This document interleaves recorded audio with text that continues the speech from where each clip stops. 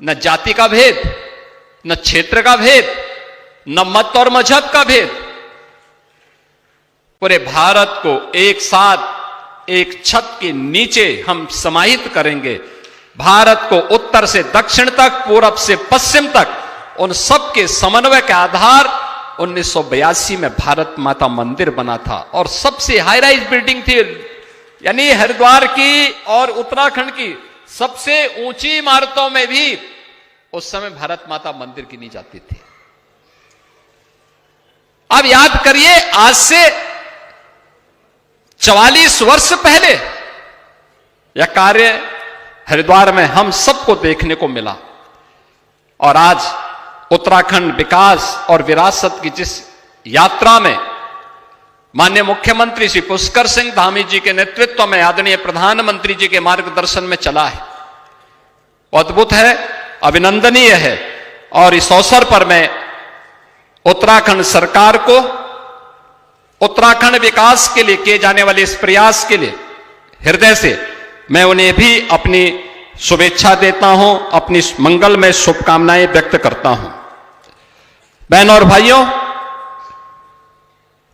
आज ये मेरा सौभाग्य है कि मुझे उत्तराखंड में यहां पर भाग लेने का अवसर, इस समारोह में भागीदार बनने का अवसर प्राप्त हो रहा है।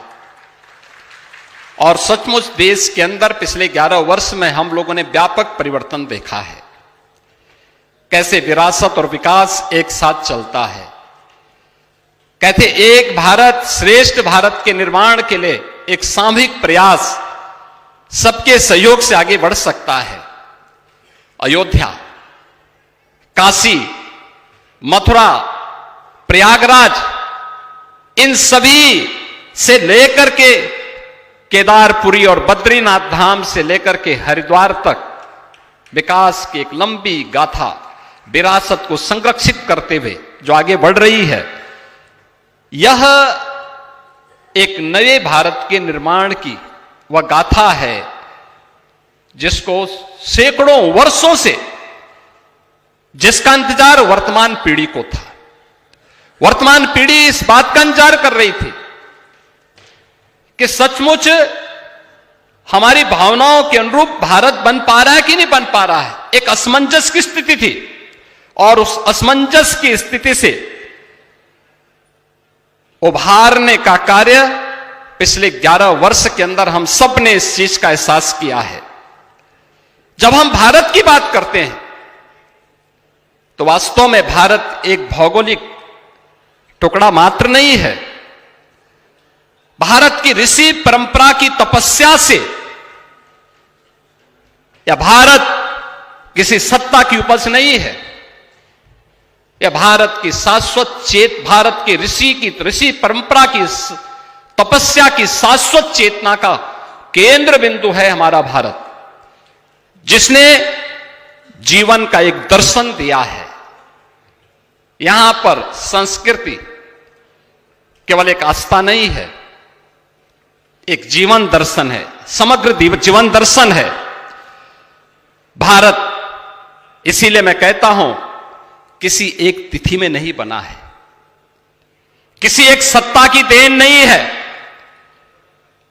सनातन चेतना इसका स्वाभाविक प्रवाह है, इसके स्वाभाविक प्रवाह की वह धारा है जिसने भारत के सर्वोच्च न्यायालय पर भी लिखने के लिए, जिसने हमें एक बोध वाक्य दिया और वह दिया था यतो धर्मस् ततो जयः। भारत का उच्चतम न्यायालय भी इस मंत्र को अंगीकार करता है कि जहां धर्म है वही विजय है, और धर्म और विजय का यह शाश्वत स्वरूप हमें इस बात को हमेशा आभास कराता है, धर्म कभी कमजोर नहीं होता। याद रखना, धर्म कभी कमजोर नहीं होता है, उसे जानबूझ करके कमजोर किया जाता है। और इतिहास साक्षी है, जो राष्ट्र अपनी सभ्यता और संस्कृति की उपेक्षा करता है वह न वर्तमान को सुदृढ़ कर पाता है और न भविष्य को ही सुरक्षित रख पाता है। वैदिक भारत एक आत्मनिर्भर सभ्यता की प्रतीक है। आक्रांताओं के आने के पहले भारत केवल एक भूभाग नहीं था, वह एक पूर्ण विकसित सभ्यता और संस्कृति थी। यह राष्ट्र हमारे ऋषियों की तपस्या से, किसानों के श्रम से और कारीगरों की सृजनशीलता के साथ यह राष्ट्र खड़ा हुआ था। याद करिए ना, जब ये देश का भारत आज से 2000 वर्ष पहले, जब भारत का जिसे हम स्वर्ण युग कहते हैं, तब भारत दुनिया के अंदर, दुनिया की अर्थव्यवस्था में भारत का हिस्सेदारी 44% थी। आज से 400 वर्ष पहले दुनिया की अर्थव्यवस्था में भारत की हिस्सेदारी 25% थी। किसके बल पर? इन्हीं ऋषि मुनियों की तपस्या के बल पर। किनके बल पर? अन्नदाता किसानों की सृजनशीलता के बल पर, अपने कारीगरों के परिश्रम के बल पर। लेकिन जैसे ही हमने इससे मुंह मोड़ा, याद करिए ना, जब राष्ट्रपिता महात्मा गांधी ग्राम स्वराज की बात करते हैं, ये गांव केवल गांव नहीं थे। ये गांव जो कुछ भी था, भारत इसलिए बना क्योंकि भारत गांव आधारित गांव था। और ये गांव एक आत्मनिर्भर इकाई थी। कृषि था, पशुपालन था, हस्तशिल्प था, और वस्त्र हो या धातु के कार्य, ये सभी गांव पर होते थे। सब कुछ गांव के भीतर, किसी बाहरी सत्ता का हस्तक्षेप नहीं, किसी अनुदान पर निर्भरता भी नहीं। स्वरोजगार भारत की मूल शक्ति था। हमारा किसान उत्पादक था, कारीगर उद्यमी था, और व्यापारी राष्ट्र को जोड़ने का सेतु था। उत्तर से दक्षिण तक, पूरब से पश्चिम तक, दुनिया के देशों तक भारत के व्यापार को पहुंचाने का माध्यम हमारा व्यापारी बनता था। ग्राम स्वराज शासन का एक मॉडल था। निर्णय गांवों में, संसाधन गांवों के, उत्तरदायित्व भी गांव का। शिक्षा गुरुकुलों के केवल पुस्तकीय ज्ञान नहीं थी। ये जो हमारे गुरुकुल थे, ऋषि आश्रम में ही ये संचालित होते थे। और ये गुरुकुल केवल किताबी पुस्तकीय ज्ञान के मात्र माध्यम नहीं थे। कृषि, खगोल, आयुर्वेद, शिल्प और प्रशासन, ये सभी व्यावहारिक ज्ञान इन्हीं आश्रमों में हमें सिखाए जाते थे। लोग मुझसे पूछते हैं, कहते हैं मुख्यमंत्री बनने के पहले तो आपने कोई प्रशासनिक दायित्व नहीं निभाया, उत्तर प्रदेश को कैसे चला रहे हैं? मैंने कहा आपको मालूम होना चाहिए, मैं एक आश्रम की व्यवस्था के साथ जुड़ा हूं। ये हमारे जीन्स का हिस्सा है। प्रशासन कैसे चलना है, ये भारत का सन्यासी आश्रम की पद्धति से सीखता है। वहीं पर हमारी ये एमबीए की डिग्री उसी आश्रम में हमें प्राप्त हो जाती है। मैनेजमेंट कैसे होना है, प्रबंधन कैसे होना है, ये वहां के आश्रम की पद्धति से हम सीख जाते हैं।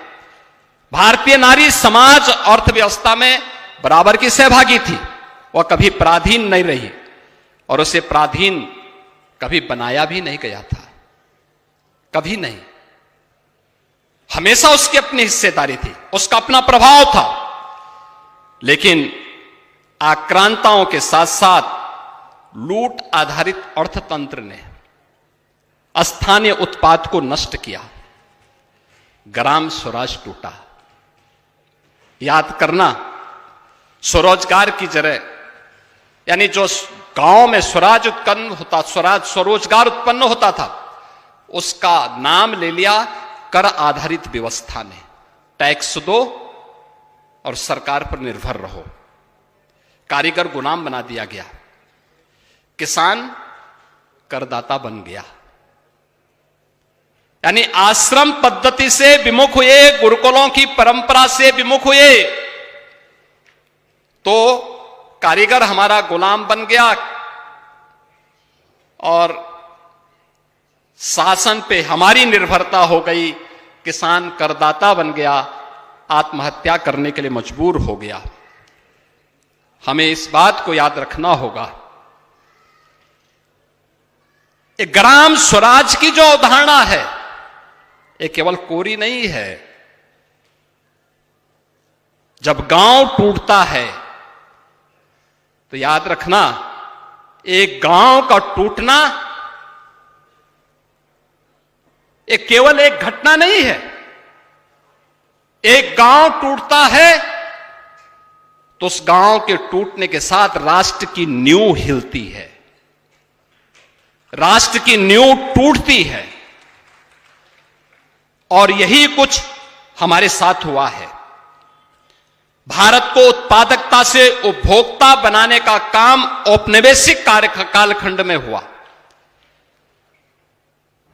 भारत की अर्थव्यवस्था 400 वर्ष पहले तक 25% वैश्विक अर्थव्यवस्था में थी। आज हम कहां थे? आज से 11 वर्ष पहले भारत दुनिया की 11वीं अर्थव्यवस्था मात्र बन के रह गई। भारत की हिस्सेदारी 1947 में आते माते वैश्विक अर्थव्यवस्था में मात्र 2% रह गई। और आज नया भारत आदरणीय प्रधानमंत्री जी के नेतृत्व में दुनिया की तीसरी बड़ी अर्थव्यवस्था के रूप में उभर करके आया है, क्योंकि आज हमने अपनी विरासत को समझा है, अपनी विरासत पर विश्वास किया है, उस परंपरा को आत्मसात किया है और आत्मनिर्भरता के इस लक्ष्य को आगे बढ़ाने की दिशा में जब कार्य हुआ है, फिर से भारत एक नई दिशा में आगे बढ़ा है। हम सबको इस बारे में ध्यान में रखना होगा। जब हम भारत की बात करते हैं, स्वाभाविक रूप से उत्तर प्रदेश और उत्तराखंड का निर्माण हमारे आज के आदरणीय रक्षा मंत्री जी ने ही 2000 में किया था, जब वो उत्तर प्रदेश के मुख्यमंत्री थे। उत्तराखंड ने तब से विकास की एक लंबी यात्रा तय की है। विकास की उस यात्रा में उत्तराखंड निरंतर आगे बढ़ा है।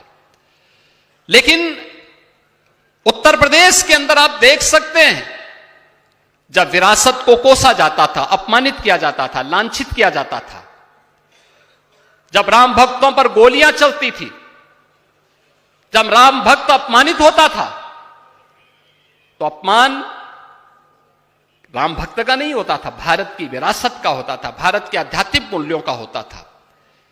परिणाम क्या था? उत्तर प्रदेश अराजकता का अड्डा बन गया था, लूट का अड्डा बन गया था, दंगों के आग में झुलसता था, गुंडागर्दी चरम पर। न बेटी सुरक्षित थी, न व्यापारी सुरक्षित था। विरासत का सम्मान हुआ, बेटी भी सुरक्षित हो गई, व्यापारी भी सुरक्षित हो गया। उत्तर प्रदेश देश की नंबर 2 की अर्थव्यवस्था के रूप में आज धमाके से अपनी यात्रा को आगे बढ़ा रहा है। कोई सोचता था 500 वर्षों के बाद अयोध्या में राम मंदिर का निर्माण हो पाएगा? आज भव्य राम मंदिर बन गया, भव्य राम मंदिर। माननीय दिनेश जी बैठे हैं, भव्य राम मंदिर बन गया। अभी यहां मेरे पूज्य स्वामी अवधेशानंद गिरी जी महाराज से चर्चा हो रही थी। मैं उनका आभारी हूं, माघ मेले की शुरुआत में उनकी शुभेच्छा प्राप्त हुई थी। महाकुंभ के अवसर पर भी उन्होंने एक अभिभावक के रूप में वहां पर खड़े होकर के पूरे आयोजन को निर्विघ्न संपन्न कराने में पूरी ताकत के साथ आगे बढ़े थे। माघ मेला केवल कल्पवासियों का मेला होता था, और इस बार माघ मेले में अब तक पौष पूर्णिमा से लेकर के अब तक 21 करोड़ श्रद्धालु गंगा, मां यमुना और सरस्वती की त्रिवेणी में डुबकी लगा चुके हैं, आस्था की पवित्र डुबकी लगा चुके हैं। हम जिसे अयोध्या कह रहे हैं, जो काशी है, जो मथुरा वृंदावन है, जो प्रयागराज है, ये जो हरिद्वार है, ये जो बद्री विशाल का बद्रीनाथ धाम है, केदारनाथ धाम है, ये मात्र आस्था के केंद्र नहीं है, ये राष्ट्र चेतना के भी केंद्र बिंदु हैं। राष्ट्र चेतना, राष्ट्र यहां से शक्ति प्राप्त करता है, भारत राष्ट्र यहीं से शक्ति प्राप्त करता है। और हमें जब इन आस्था के केंद्रों को हम लोगों ने सम्मान के साथ आगे बढ़ाया है, उसकी विरासत को सम्मानित किया है, उसको संरक्षित करने का काम किया है, परिणाम क्या है? एक बीमारू राज्य उत्तर प्रदेश भारत की अर्थव्यवस्था का ब्रेक थ्रू बन करके आज लगातार प्रगति के एक नए पथ पर अग्रसर होकर के कार्य कर रहा है, आगे बढ़ रहा है। अब उत्तर प्रदेश में अराजकता नहीं है, अब दंगे फसाद नहीं है, गुंडागिर्दी नहीं है, यानी न कर्फ्यू न दंगा, और यूपी में है अब सब चंगा। दंगा और दंगाई दोनों गायब हो गए,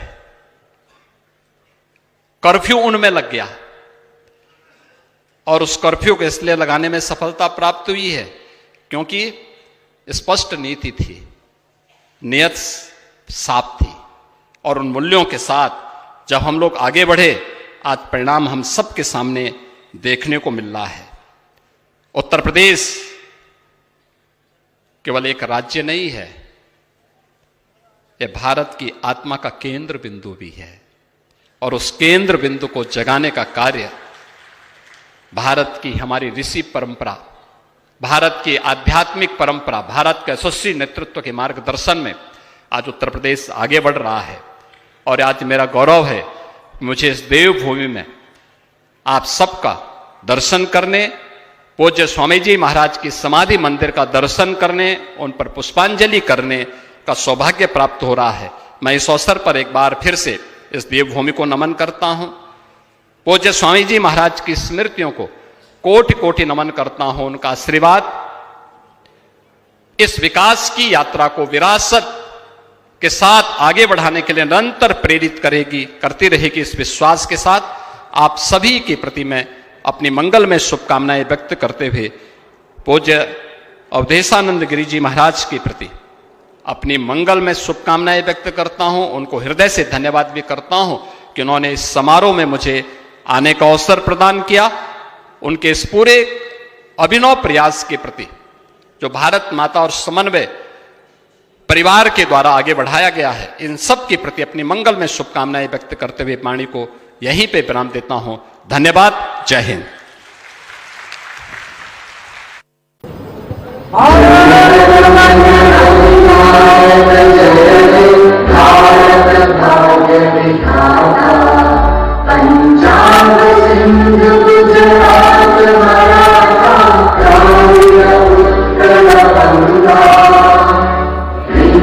हिमाचल यमुना गंगा उच्चल जलधि तरंगा, तब शुभ नामे जागे, तब शुभ आशीष मांगे।